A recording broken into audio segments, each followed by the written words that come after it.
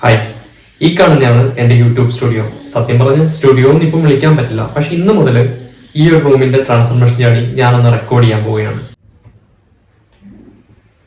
ഇതാണ് എന്റെ space. Proper lighting ഇല്ല, പ്രൊഫഷണൽ ബാക്ക്ഗ്രൗണ്ട് ഇല്ല, മൈക്ക് ഇല്ല.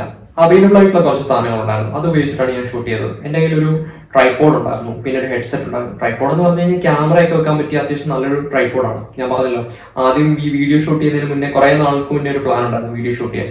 അങ്ങനെയാണ് ഞാൻ ഈ നല്ല ട്രൈപോഡ് ക്യാമറ ഒക്കെ വെച്ച് ഷൂട്ട് ചെയ്യാൻ ഒരു പ്ലാനിൽ ട്രൈപോഡൊക്കെ മേടിക്കുന്നത്. പക്ഷെ ഒരു കാര്യം നടന്നില്ല. പെർഫെക്ഷൻ ആക്കാൻ നോക്കി ഇന്ന് കുറെ ടൈം വേസ്റ്റ് ചെയ്തു. അങ്ങനെ പെർഫെക്ഷൻ ഒന്നും ആക്കാൻ പറ്റാത്തതുകൊണ്ട് ടൈം വേസ്റ്റ് ആവുന്നതുകൊണ്ട് ഞാൻ ഇത് ഷൂട്ട് ചെയ്ത് ഇപ്പൊ തുടങ്ങുന്നത്. ഈ കാണുന്ന എന്റെ ഒരു ബെഡ്റൂമാണ്. ഈ ബെഡ്റൂമിന്റെ ഒരു കുറച്ച് പോർഷൻ ഞാൻ വർക്ക് ചെയ്യാനായിട്ട് ഉപയോഗിക്കും. കുറച്ച് ഒരു വാൾ ഉണ്ട്, ഒരു പ്ലെയിൻ വാൾ. അവിടെയാണ് ഞാൻ ഓൺലൈൻ സെഷൻസ് എടുക്കുന്നത്. അതിന് നേരെ നിന്നിട്ടാണ് ഞാൻ ഓൺലൈൻ സെഷൻസ് എടുക്കുന്നത്. ആ ഒരു വാളാണ് എനിക്ക് ബാക്ക്ഗ്രൗണ്ട് ഒക്കെ ഒന്ന് റെഡിയാക്കി, അല്ലെങ്കിൽ നല്ലൊരു ആംബിയൻസ് സെറ്റ് ചെയ്ത് എനിക്ക് വീഡിയോ ഷൂട്ട് ചെയ്യണം, ഒരു മിനി സ്റ്റുഡിയോ ആക്കണം എന്നൊരു പ്ലാൻ ഉണ്ടായിരുന്നത്. അപ്പൊ നിങ്ങൾക്ക് എന്തെങ്കിലും ഐഡിയാസ്, അതായത് റൂം ഡിസൈൻ ചെയ്യുന്നതിനെ കുറിച്ച് ഐഡിയ, അതല്ലെങ്കിൽ ബഡ്ജറ്റ് ഫ്രണ്ട്ലി ആയിട്ടുള്ള മൈക്ക്, ലൈറ്റ് എവിടെ കിട്ടുമെന്നോ അല്ലെങ്കിൽ ഏതാണെന്നുള്ള എന്തെങ്കിലും ഐഡിയാസ് ഉണ്ടെങ്കിൽ നിങ്ങൾ ഉറപ്പായിട്ടും എന്റെ വീഡിയോസിന് താഴെ കമന്റ് ചെയ്യാം. നിങ്ങളുടെ കമന്റ് കൂടെ കണ്ടതിന് ശേഷം ഞാൻ കുറച്ച് റിസർച്ച് ചെയ്ത് വെച്ച കുറച്ച് പ്രോഡക്ട്സ് ഉണ്ട്. ഫ്ലിപ്കാർട്ടിൽ, ആമസോണിലൊക്കെ നോക്കി വെച്ചിരിക്കുന്നതാണ്. അപ്പൊ അത് രണ്ടും കൂടെ കമ്പയർ ചെയ്തിട്ട് ഏതാണ് ബെറ്റർ എന്ന് നോക്കിയിട്ട് ഓർഡർ ചെയ്യാൻ വേണ്ടിയാണ്. അപ്പൊ നമ്മുടെ ഇന്നത്തെ വീഡിയോ ഇവിടെ അവസാനിപ്പിക്കുകയാണ്.